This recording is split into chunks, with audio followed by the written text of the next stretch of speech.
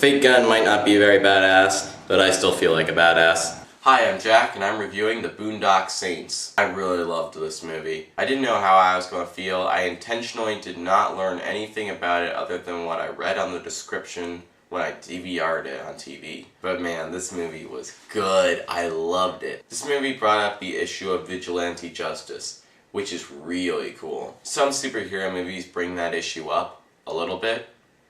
This movie made it the entire issue. Even the ending basically just left the viewer with the question to them, how do you feel about vigilante justice? Do you believe that it is right or wrong for a person to go out and rid the world of the criminals? Do you believe that they have the right to be the judge, jury, and executioner? This movie has some great performances, particularly in my opinion from Willem Dafoe, the guy who played the Duke, and of course the guys who played the two brothers in the film.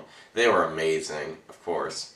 They had great chemistry together. They really did feel like a couple of very close brothers. The only performance I didn't really enjoy was the guy who played Rock. I found him to be very annoying, but I know that that was how he was written, so I really can't make a whole lot of judgments about that. He was my only problem with the film, because the Boondock Saints has an incredible script and an incredible director. The direction in this movie and the writing, this movie really does feel like the guy who made it had an extremely clear vision of what he was doing, and every single scene and every single little thing in every single scene was perfectly planned out by him. He knew exactly what he wanted to do, and he accomplished it. That's what this movie feels like, and I love that.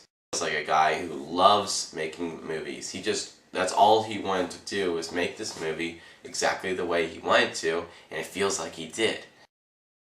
About this movie was its clear vision. Right now I need to talk about the performances a little bit because they were really good. As I said, I didn't really like Rock's performance very much, but for what he was, which is a hyperactive, kind of annoying guy, I guess he played exactly what he needed to play. Willem Dafoe is so good. Oh, wow.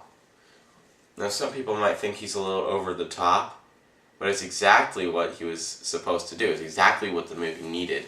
He was so funny. And you know, he keeps calling people like fairies and fags, and he's gay. It's like, what? I feel like river dancing. The two brothers were excellent. The best chemistry I've seen in a movie in a long time. And the Duke was really cool. His character, he wasn't in it for very long, and you don't know much about him, but his character was very interesting. I really did like the character of the Duke. In fact, that's the reason that I'm considering watching some of the sequels. I know I'll probably be unimpressed, but I'm interested to see where the Duke and those two brothers go. But yeah, everything about this movie is excellent.